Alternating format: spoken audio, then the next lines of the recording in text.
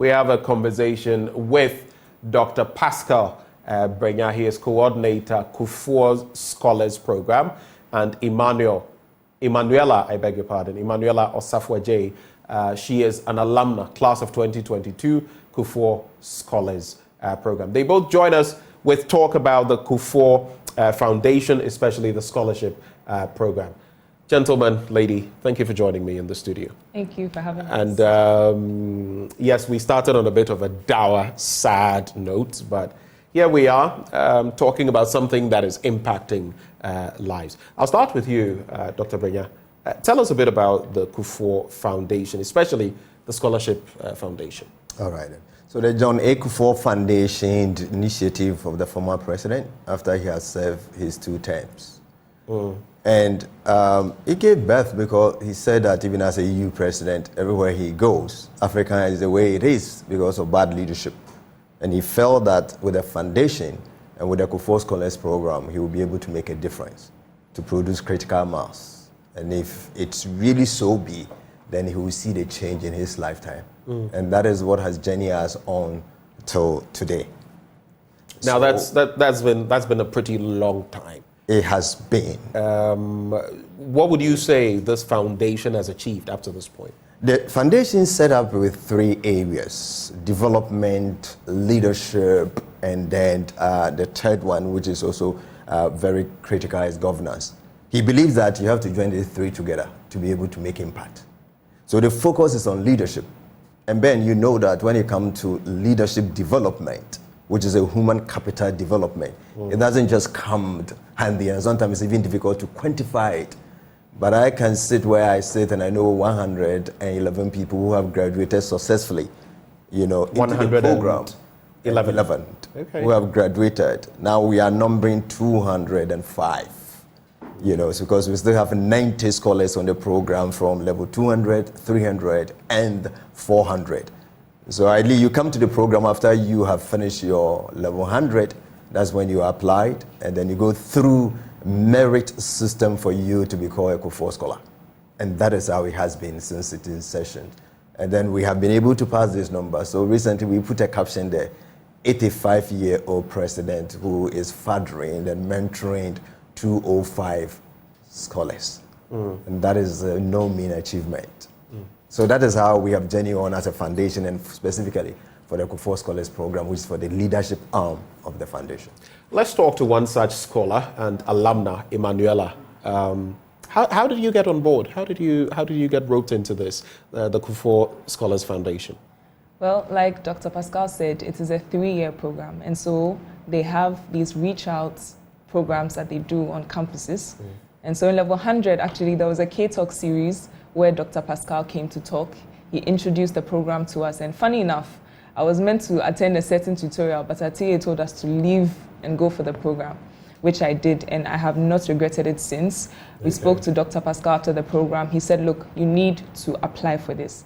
And so that's exactly what I did. There's an application process where you write a lot of essays, you go through interviews, and then you are called.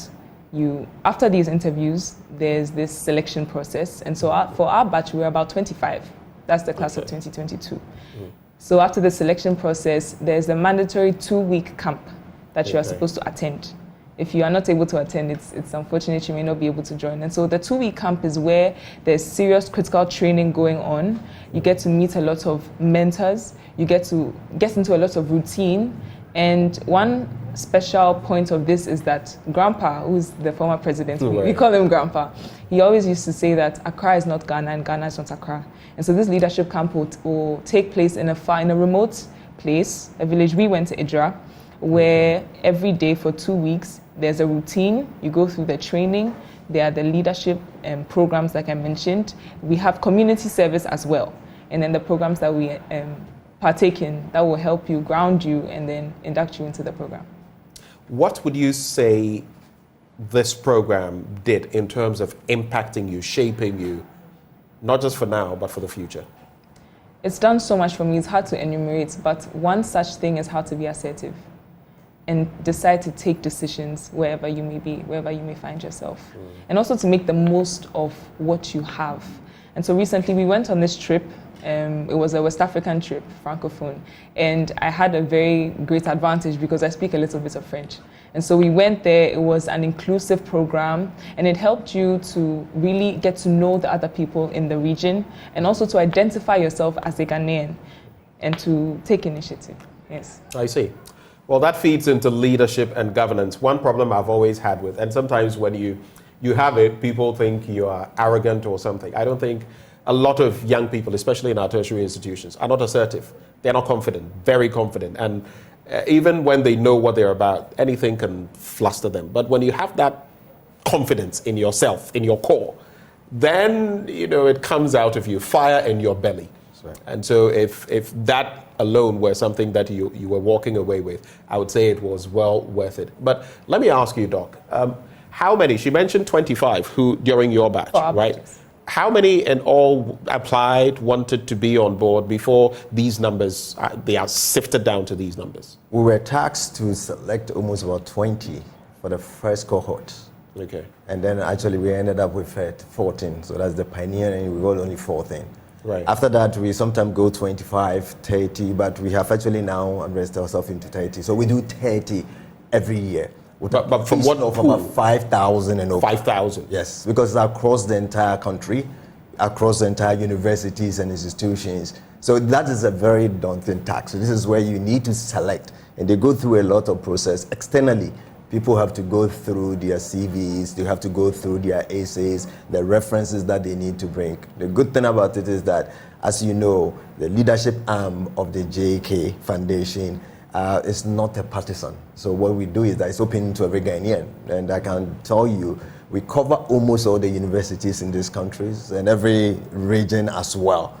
And then we also make sure that at least we will have Christians, Muslims, and other people all joined together. So it's a fantastic family that is really seeking to cause a change in this country. So that's a very small percentage, 25 out of about 5,000. 5,000. That's a pretty small percentage in there. But then again, so with all of what is being done and what has been done over the years, from your standpoint, she has mentioned what impact it has had on her. What impact can you say it has had on all of these alumni who have passed through? What are some of the reports you've got? Fantastic. We actually produced the first female SRC president from UDS. That is not mean achievement, right? And then it continues. At the moment, we actually have some of them after the program went to Oxford University and the rest of the university in the UK and across. And now we have some who are actually working at TikTok, as a policy advisor. And then we also have them. We actually really realize that this program and the impact it has created, it speaks for itself when you actually speaks to these young ones and their shape and mind and how they do things differently and how they cannot survive. We're talking about Linda Kamensa, who stood for SRC president, the only female president. And then he realized that, look, this system, I can't fit in. And at a point in time, he said, you just have to say, I have to let go. Those decisions to us, it shows that this continent have a future. Ben, I tell you, and I think most of the things that you aspire as well, I believe that we missed the base and we are trying to catch up with the pace. And I have opportunity of actually facilitating YALI, which is in West Africa. So it gives me opportunity to talk to these young people. And sometimes when I speak to them, they even believe that in their lifetime, and I'm talking at ages from 18 to 25, in their lifetime, they don't think this continent there will be any change in hope.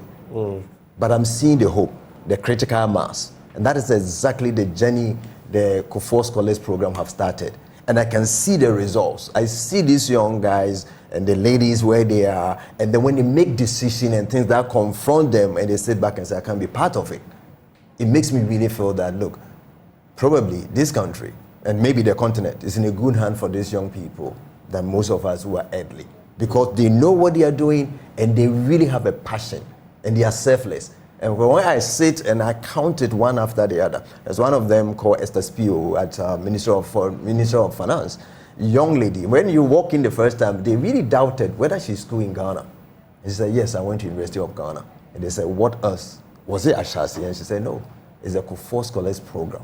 And then we have Ashasi who come with Abigail. Abigail Yara set up a popcorn right at Ashasi campus. Kufuor Scholars have an Ashasi student who actually developed a pop cocoa pot breaking machine. So if I look at the kind of shaping they do, and one thing that reorientation is that, if you like. Yes, reorientation. One thing is that they also humble themselves regardless of the academic. And I think this is a direct reflection of who the former president is and how he inspires them to sit under his feet. Right. In the next few minutes, we have to go, but I'd like to find out from you, before I ask you what next for the Scholars Program and the foundation, if you had to sell this program, this foundation, and the benefits you've got, you have to talk to other young people, and I'm sure a lot of them are watching you right now. What would you say to them? This is a very unique program that borders on mentorship. A lot of the times, most of us young people are told, you need to do this and you need to do that, but we're not really provided that training. The Kufuor Scholars Program provides you the mentorship, it provides you the guidance. They take you along on the journey. And so for every single youth, every young person in this country, I believe it's an initiative that you have to take. Join the Kufuor Scholars Program. You need to join this bandwagon because it's going to impact your life positively. It's going to open you up to new opportunities, and it will help you build up your confidence and sort of inspire yourself and to equip yourself to get into the world out there. Thank you. Well, back to you. What next for the foundation? What next for this Scholars Program? Tomorrow at 3 o'clock, we have in the Alumni. So I'm presenting 111, those who have come through the program successfully, to the president at his residence tomorrow. So we are really kind of, inviting corporate Ghana to join, because we believe that this job is a big job. But after we have done, we need a second phase, and that is where they need to test their skills in their various fields of cooperation for the changes to start. Those who have gotten the chance, some of them are at PwC, I think that's where she's doing her national service, and the rest of them. And the other organization that has really come on board to really help us to really make sure that this material that we can testify and we can say this is unique, is making a difference, then they will be able to employ. And Ben, it is really important that you, for instance, need to also come on board. We want you media to come and take some of them and mentor them, because we believe that the responsibility for the change, we need to act it and walk the talk. And that is exactly what the Kufuor Foundation, and for that matter, the KSB, have started. And it's a big dream. The former president at 85, still, we even check across Africa and we realize that this is the only president who financed his scholars from his own pocket and making sure that this thing sustains itself. And I guess that is what we have been doing ever since it started, and we keep on going, and we see what is coming out. And we sometimes feel that the entire universities in this country will be able to deploy what we call the Kufuor Scholars Program taste, to make a difference, because we see what even the changes of just keeping them for 2 weeks, and when they come back, the kind of things they're able to do, their mindset, and what they really want to go, which extent they really want to go. I think maybe my final word to you would be that, yes, some of us would come on board, but sometimes it's about replicating successes. It's not everyone who may get to be a scholar, but are there systems that can be replicated in the key institutions across the country, the University of Ghana's and other institutions, so that it's not just those who get into the foundation, but how about those who don't, who may have access to other things? Wonderful. These are the future leaders. So we have what we call What I Wish I Knew at Level 100. This is a student-led project. We have Cell Not Hell, where they go to the prisons to ensure them that, look, they should have the skills before they even come out. They're doing so fantastic. What I wish I knew at Level 100 is something that goes across all the campuses. The students organize it, and then we go and help them. And people who have attended this program, we put them together and we call them the Kufuor Scholars Associate. And this associate is open to them. We do a lot of program on Zoom and the rest of them. We invite people so they get to participate as well. So it's kind of widen up, just 30, but it really extends itself beyond that. Okay, he's had quite a bite. I'll give you 20 seconds, final words. Well, like I've spoken about, the K-Talk is what I personally benefited from.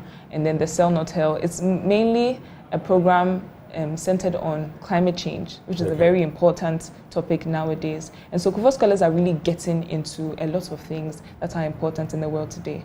And so, yes, I think we should all join. It's a lovely thing. And we'll see you on the 13th of February. All right. So Linda Akamensa couldn't join us in here, but she's also one of the alumni doing great things. But those who joined us in the studio, Dr. Pascal Brenya, he is coordinator, Kufuor Scholars Program, and Emanuela Osafo Ajay also is an alumna. She joined the conversation. 2022, right? 2022. All right.